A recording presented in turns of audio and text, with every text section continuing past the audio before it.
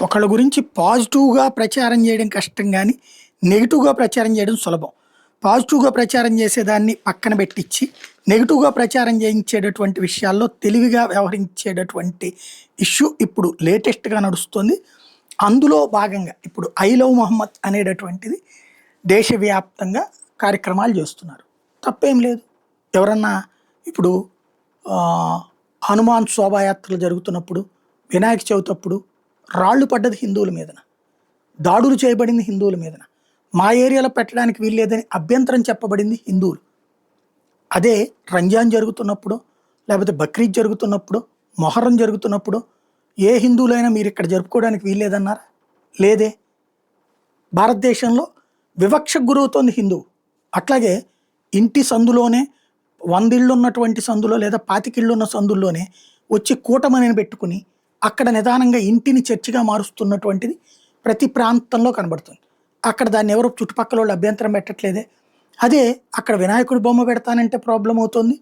అలాగే దసరాకి అమ్మవారి బొమ్మ పెడతానంటే ప్రాబ్లం అవుతుంది. అక్కడ వివక్షకు గురవుతుంది ఎవరు? హిందువులే. కానీ ఇది పత్రికలు వార్తలు రాయవు. పత్రికల్లో కూడా సెక్యులరిజం పేరుతో హిందువులకు జరిగిన అన్యాయాన్ని దాచేస్తున్నారు. దీన్ని అడ్డుపెట్టుకునే భారతదేశం మీద ఒక విషం చిమ్మే కార్యక్రమం నడుస్తుంది. రాయ్‌బరేలీలో జరిగింది ఏంటది? ఏం చేశారు? ఎలాంటి అరాచకం చేశారు? వాళ్ళు శోభాయాత్రలను ఇదే వాళ్ళకి సంబంధించినటువంటి యాత్రను ఎవరూ ఆపలేదే. కానీ వాళ్ళు తీసుకొచ్చినటువంటి గొడవ ఏంటది? రోడ్డు మీద క్రికెట్ ఆడుకునేటటువంటి బంతెళ్ళి ఒక పోస్టర్కి తగిలితే దానికి దేశద్రోహం అన్నారు. ఇదే మతద్రోహం అన్నారు. దాని కారణంగా వాళ్ళని చంపబోయారు. దాని కారణంగా వాళ్ళని అరెస్ట్ చేయాల్సి వచ్చింది. అందులో పార్టిసిపేట్ చేసిన వాళ్ళందరి మీద కేసులు పెట్టాల్సి. వీళ్ళు ఇక్కడ ఎలాంటి వాతావరణం సృష్టించారు? ఆఫ్ఘనిస్తాన్లోని హిందూ పరిస్థితి సృష్టించారు. పాకిస్తాన్లోని హిందూ పరిస్థితి సృష్టించారు. బంగ్లాదేశ్లోని హిందూ పరిస్థితిని సృష్టించారు. భారతదేశంలో దాన్ని అభ్యంతర పెట్టి కేసులు పెడితే ఇప్పుడు దాంతోపాటుగా దేశంలో జరిగినటువంటి దాంట్లో ఏవైతే కార్యక్రమాలు ఉంటాయో ముస్లింలకు అన్యాయం జరుగుతుంది, ముస్లింల పట్ల వివక్షకు గురవుతుంది అంటూ ముస్లింలను రెచ్చగొడుతూ చివరికి వాళ్ళని ఉన్మాదులుగా ఉగ్రవాదులుగా మారుస్తున్నటువంటి దానికి సాక్ష్యం విజయనగరంలో దొరికినటువంటి వాడు, లేకపోతే నిజామాబాద్ దగ్గర దొరికినటువంటి వాడు, వీళ్ళందరూ ఎవరు? ఈ దేశంలో వాళ్ళే. కనీసం పాకిస్తాన్ పోలా, ఆఫ్ఘనిస్తాన్ పోలా. కానీ ఈ భావజాలాలకి, సోషల్ మీడియా ఇన్ఫ్లుయెన్స్ల భావజాలానికి లొంగిపోయి ముస్లింలకి అది అన్యాయం జరుగుతోందని చివరికి వాళ్ళు అక్కడి నుంచి ట్రైనింగ్ ఇచ్చినటువంటి దాని ఆధారంగా ఇక్కడ బాంబులే తయారు చేయడానికి రెడీ అయ్యి ఈ దేశాన్నే విధ్వంసం చేయాలని కుట్రలు పన్నారు. ఢిల్లీలో మన దొరికిన వాళ్ళు కూడా. అంటే ఎట్లాంటి పరిస్థితి అంటే భారతదేశం మీద విషం చిమ్మి భారతదేశంలోనే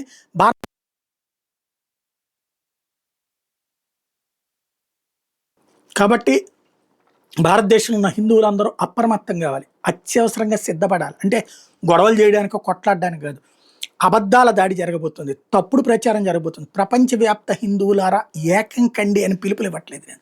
నిజాలు చెప్పండి, అబద్ధాల ప్రచారాన్ని తిప్పి కొట్టండి, సమాధానం చెప్పండి, స్పష్టతనివ్వండి. అంతర్జాతీయంగా జరుగుతున్న అతిపెద్ద కుట్ర. ఇప్పటికే మనం మొక్క చెక్కలయ్యాం. ఆఫ్ఘనిస్తాన్లో హిందువులు చచ్చిపోయారు, పాకిస్తాన్లో హిందువులు చచ్చిపోయారు, బంగ్లాదేశ్లో హిందువులు చచ్చిపోయారు, బర్మాలో హిందువులు చచ్చిపోయారు. ప్రపంచవ్యాప్తంగా హిందువుల నాశనం తర్వాత మిగిలిన తరం మనం. మన తరం మీద ఒక విషాన్ని వ్యాప్తి చేసే కుట్ర జరుగుతుంది. ప్రిపేర్ అవ్వాలా?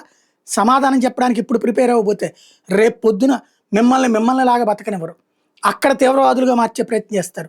భారతదేశంలోకి వచ్చి బొంబాయి మీద దాడి చేయడానికి వచ్చిన దుర్మార్గులు ఏదో దారాలు కట్టుకుని మెళ్ళో ఆంజనేయ స్వామి బొమ్మ పెట్టుకుని హిందూ పేర్లు పెట్టుకుని ఇక్కడ దాడి చేసి ఆ రోజున కనుక కసబనేవాడు కనుక ప్రాణాలతో దొరక్కపోతే వాడు పాకిస్తానోడని మనం చూపించినా ఒప్పుకునేవాళ్ళు కాదు.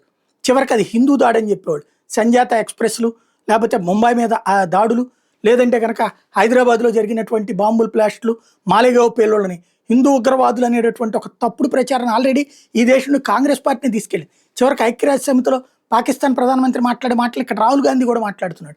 కాబట్టి ఇట్లాంటి సందర్భంలో హిందువుల ఉనికిని దెబ్బతీసే కుట్ర జరుగుతోంది. ప్రతి హిందువు అప్రమత్తం కావాల్సిన సందర్భం.